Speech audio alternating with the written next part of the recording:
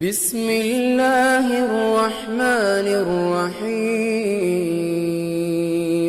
إنا أعطيناك الكوثر فصل لربك وانحر إن شانئك هو الأبتر.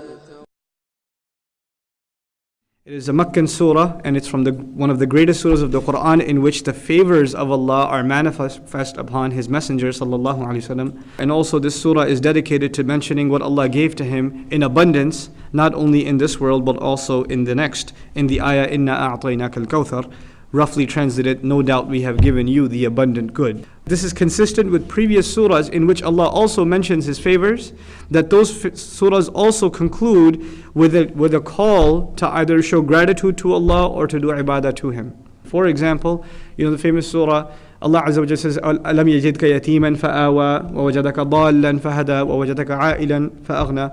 But then at the end of that surah also, وَأَمَّا بِنِعْمَةِ رَبِّكَ فَحَدِّثْ. So it's a call, an invitation made to show gratitude to Allah Azza wa Jalla. And this is consistent in this surah also, because in this surah there's a call to ibadah made right after the gift. Inna a'tainaka al-Kauthar is the gift. And then what's the call? فَصَلِّ لِرَبِّكَ. And pray only for the sake of your master.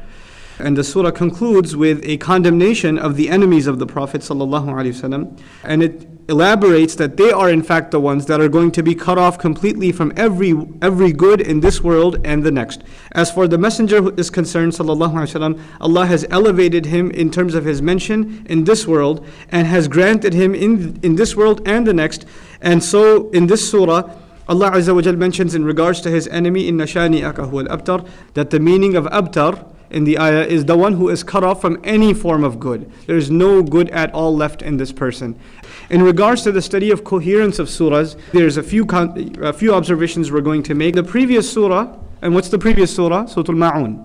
Allah Azza wa Jal gives us 4 attributes, or depicts 4 things about the hypocrite. The first of them is miserliness, being cheap, and being, greedy. And so greedy that you're willing to push the orphan around and not even talk about giving to the poor. Doesn't even encourage, doesn't even, bring it up. Why not? Because if he brings it up and he's wealthy and he's encouraging people to give to the people are going to say, well, what about you?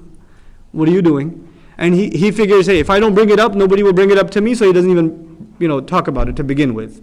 And this is the extreme state of miserliness.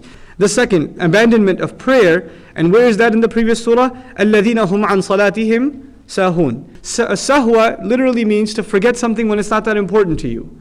So they really abandon the prayer for things they think are more important. And the third attribute, now keep in mind what's the sequence. The first one was to be cheap. And the second one was to be heedless and to abandon the prayer carelessly. And the third one now, showing off in matters of salah. Where does he say that? الَّذِينَ هُمْ يُرَاءُونَ. This is the third attribute. They're the ones who show off. And the fourth is giving even the smallest acts of charity, the bare minimum acts of charity. And this is interesting. They don't use the word sadaqah.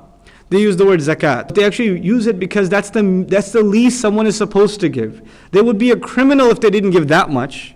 It's وَيَمْنَعُونَ الْمَعُونَ. That ayah is talking about that final bit, that they're not even willing to give that which is mandatory upon them. Because literally the word ma'un in Arabic means the item which you're not supposed to refuse ever.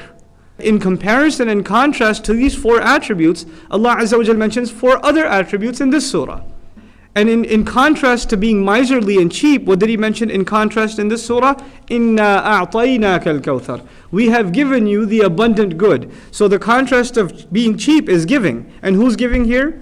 Allah Azza wa Jal. So by Allah saying, Inna a'tainaka al-Kauthar, one of the implications of that is to give. If Allah has given you so much, then the very least you should do is that you should give.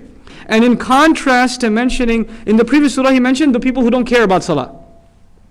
And what does the surah say? فَصَلِّ فِعْلْ أَمْرِ. Pray then. When Allah commands, now don't take it carelessly. Because it's not just, salah is a good thing, salah has benefits. Allah is commanding to the salah.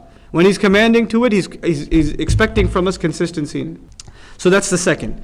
And in contrast to the third one, الَّذِينَ هُمْ يُرَاءُونَ, they're the ones who show off. In contrast to that, He says, not just pray, but pray for the sake of your master. In other words, your intention should only be for Allah Azza wa Jalla, and they should not be addressed to anybody else. So now here is the matter of ikhlas.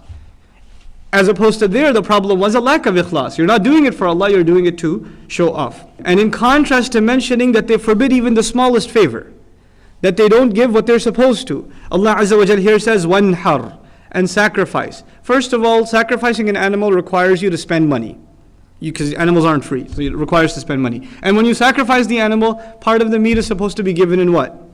Charity. The act in and of itself, so the one who gives the sacrifice necessarily is giving sadaqah after they're done. Then Allah Azza wa Jalla says, Inna shani'aka huwa al-abtar.